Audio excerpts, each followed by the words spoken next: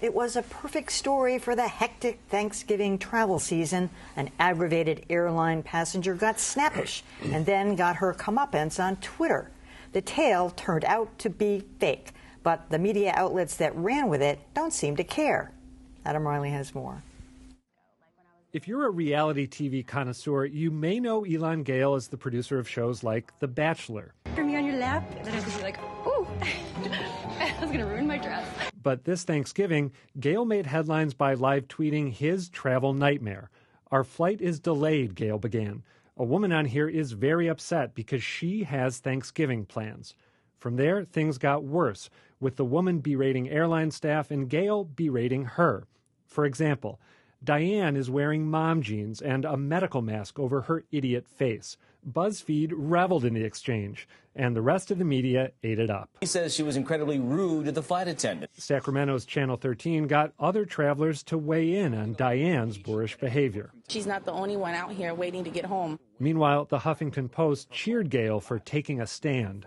This makes me so happy. This is the thing that I wish I could do. But then Gale fessed up. Diane doesn't exist. He made the whole thing up.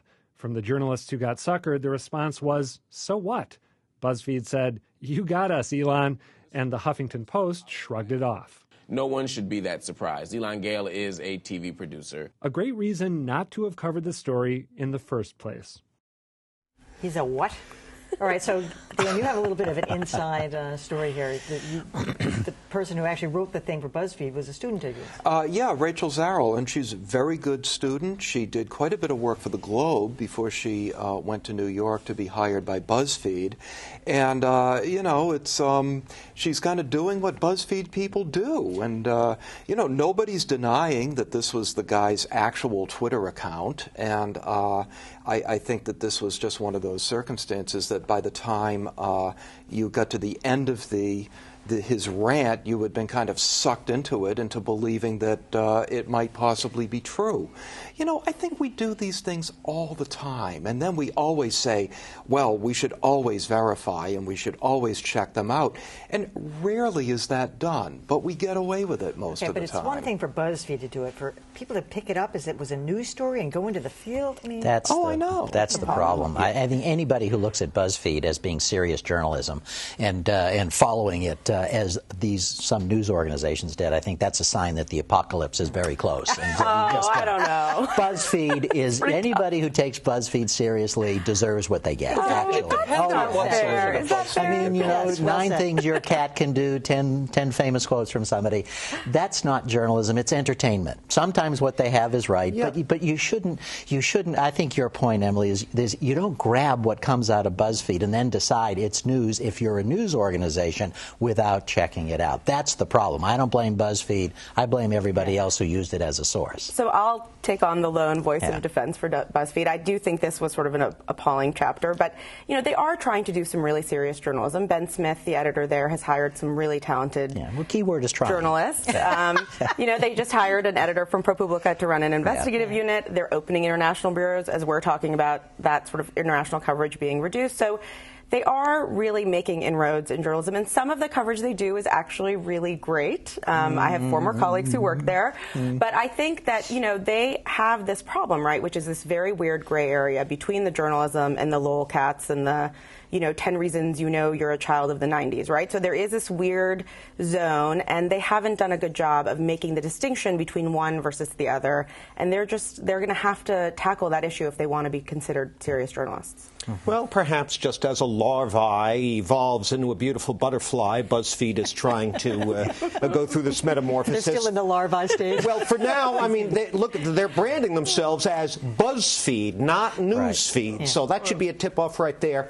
Look, again, it's incumbent, yes, on other news organizations, but also on the news consumer to not be just a jellyfish here and to take some responsibility for your own consumption. If you want to go out to eat and you want to eat safely and well, chances are you're going to go to a restaurant or even a food truck that is subject to some kind of health regulation and so forth, rather than climb up on the edge of a dumpster, stick your head in, and start chowing down. And if you log onto the internet and start consuming that swill without any sense of discrimination, you get what you eat. I want to join with Susie in exactly what she said about BuzzFeed, because there's a lot of news sites these days and a lot of news organizations that kind of do this high-low thing, and they're having trouble getting it right. The Huffington Post, which I'll disclose I also write for from time to time, has won a Pulitzer for the excellence of its coverage, and yet at the same time, it can get as low as BuzzFeed on its worst day. Fair enough, but then should they have been more contrite when they realized they made a mistake? Yes. Yes. Isn't that, I mean, if just blowing that off is, oh, ha, ha, and if they're trying to take the high road on one hand, they said, you know what? You're right. We were duped, and we should have been more careful. Agreed. No, absolutely. I mean, this was an appalling mistake. And I mean, if you just looked at that guy's Twitter picture, you should have had some suspicions. I mean, he looked crazy. And I followed it live, and I remember being like, this guy seems a little off. So I think just even a little bit of skepticism goes a long way on the internet. They should have paid more attention to Although this it was a story. perfectly plausible scenario. Except for that his Twitter account was a joke account. Almost all of the content before that had been sort of joking content. So, you know, it's sort of like the, you know, there was, during Sandy, there was that Twitter hoax where the guy said the stock exchange was flooded. That wasn't noticeable, right? It was just a regular Twitter account. You wouldn't necessarily have seen that. But in this case, a little digging might have got you there. You know, it's contagious. If the consumer doesn't give a damn about standards, then the providers stop giving a damn, and next thing you know, we're all eating out of the dumpster. And on that note, I have no more to say about this story.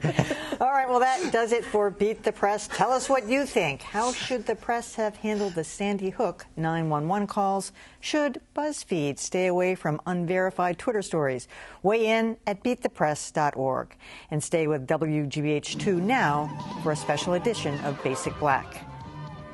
In the next half hour, our roundtable reflects on Nelson Mandela's impact locally and globally. You can also watch at basicblack.org and join the conversation in a live web chat. Monday in Greater Boston, our ongoing series on elder care, You're Not Alone, continues. We'll meet a family confronting the constant worry that comes with a dementia diagnosis.